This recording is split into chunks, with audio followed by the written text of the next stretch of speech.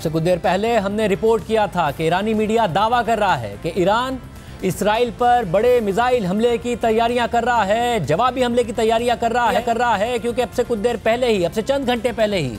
Israel ने Iran पर दोबारा हमले किए हैं। उनके जो सरकारी मीडिया है उस पर हमले किए, मुतादिद सहाफ़ियों की शहादतों की खबरें सामने आ रही थी और अब इसराइली फ़ौज ने कहा है कि ईरान ने इसराइल की जानिब मिसाइल दाग दिए हैं और ईरान से मिसाइल दागे जाने के बाद शुमाली इसराइल के कई इलाकों में फ़िज़ाई हमले के सायरन बजाए गए हैं और हंगामी अलर्ट जारी कर दिया गया है। ख़ुद इसराइल की तरफ से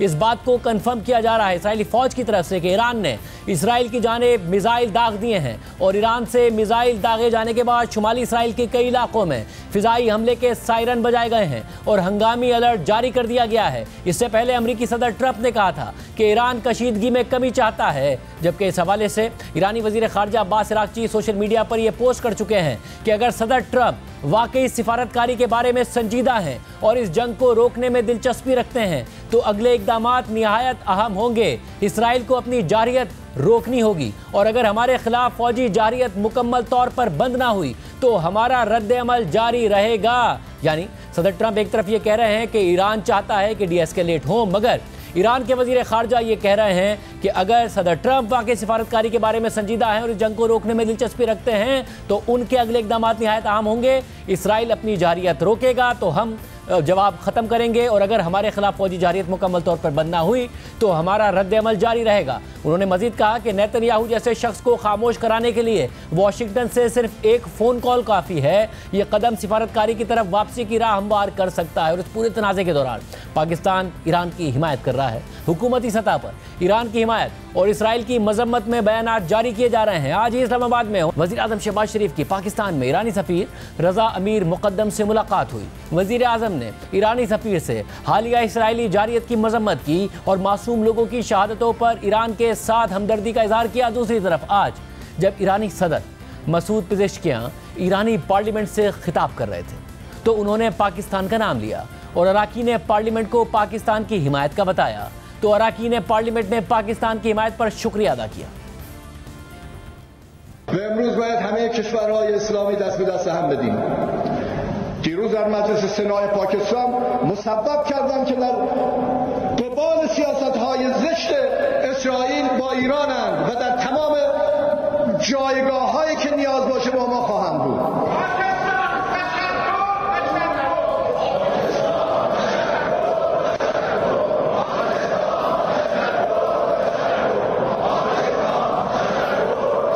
और आज जो हुकूमत तफसीलात सामने लाई है उससे ये वाज़ेह हो रहा है कि सिर्फ और सिर्फ हालिया तनाज़े में नहीं बल्कि इससे पहले भी जब अमेरिका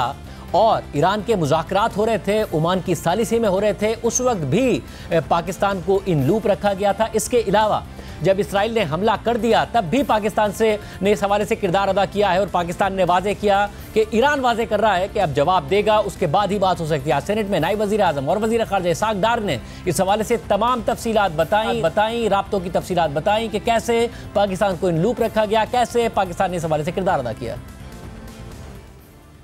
हमारी पूरी कोशिश थी कि जो डायलॉग्स हैं जो यूएस के और ईरान के हो रहे थे वो डायलॉग जो हैं वो कामयाब हों और आई मस्ट अप्रिशिएट कि foreign minister Oman and foreign minister Iran ने मुझे लूप में रखा थ्रू आउट दी प्रोसेस। उनके करीबन 4 राउंड हुए, हमें रब्ता किया गया यूएन सिक्योरिटी काउंसिल का, चूँकि ईरान मेंबर नहीं है, हम मेंबर हैं, कि उसकी हम मीटिंग चाहते हैं कि आप फैसिलिटेट करें। हमने वो मीटिंग फैसिलिटेट की। 24 घंटे के अंदर यूएन सिक्योरिटी काउंसिल की मीटिंग हुई। जो कुछ इसराइल उसके ऊपर जो ज्यादतियाँ कर रहा है, जो उन्होंने यानी रिएक्ट किया वॉर का, और उसके बाद वो मीटिंग में जो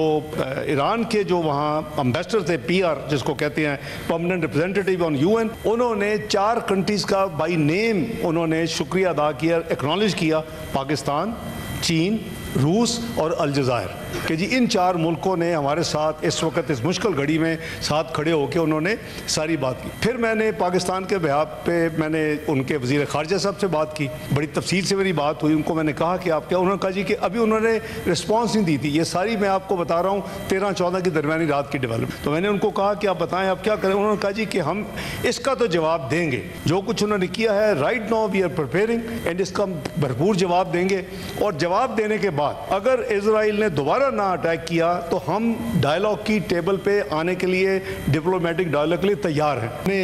मुख्तलिफ चैनल्स में वो बात हमने आगे पास ऑन की कि भी अगर अब भी वक्त है कि अगर उस दूसरी साइड को रोका जाए तो ईरान रेडी है। अगर हम उनको फैसिलिटेट करते हैं और उनका एक जवाब तो जाएगा, जैसे हमारा जवाब हमने दोनों राउंड्स में दिया, स्काइज में भी दिया और ग्राउंड पे भी जो हुआ 2 दिन 8 और 9 उसका भी हमने जवाब दिया 10 की सुबह। नायब वज़ीर आज़म इसहाक डार ने मजीद बताया कि एयर स्पेस की बंदिश की वजह से ईरान ने अपने 20,000 हाजियों की वापसी के लिए पाकिस्तान से मदद मांगी थी, जिस पर पाकिस्तान ने हर तरह के ताउन की यकीन दहानी कराई है, जिसमें कराची एयरपोर्ट पर ऑन अराइवल वीज़ा दिया जाना और ज़मीनी रास्ते से हाजियों को ईरान पहुँचाना शामिल है। नायब वज़ीर आज़म वज़ीर ख़ारजा इसहाक डार ने पाकिस्तान से मुताल्लिक़ सोशल मीडिया पर चलने वाली इन खबरों की भी तरदीद कर दी कि ईरान पर एटमी हमले की सूरत में पाकिस्तान इसराइल पर एटमी हमला कर देगा। ये एक लेटेस्ट इंट्रीग हुई है ऐसी सोशल मीडिया के हवाले से कि जी ईरान के एक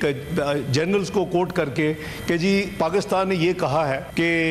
अगर इसराइल ने हमारे ऊपर न्यूक अटैक किया तो पाकिस्तान इसराइल के ऊपर न्यूक्लियर हमला कर देगा। ये गैर ज़िम्मेदाराना और इतनी झूठी खबर है और वो सोशल मीडिया में चलती चलती अभी मुझे थोड़ी देर पहले पता चला कि डेली मेल ने पिक कर लिया इंग्लैंड में। तो हमने कोई ऐसी स्टेटमेंट हमारी तरफ से कोई ना स्टेटमेंट किसी ने दी है, इसको फैब्रिकेट किया गया है इसको। और मैंने आपको एक वो मिसाल दे दी है कि कल प्रेसिडेंट ट्रंप की चल रही थी और वो जब हमने 3 जगह से चेक करवाए तो वो AI जनरेटेड यानी वो फेक थी वो जो क्लिप था।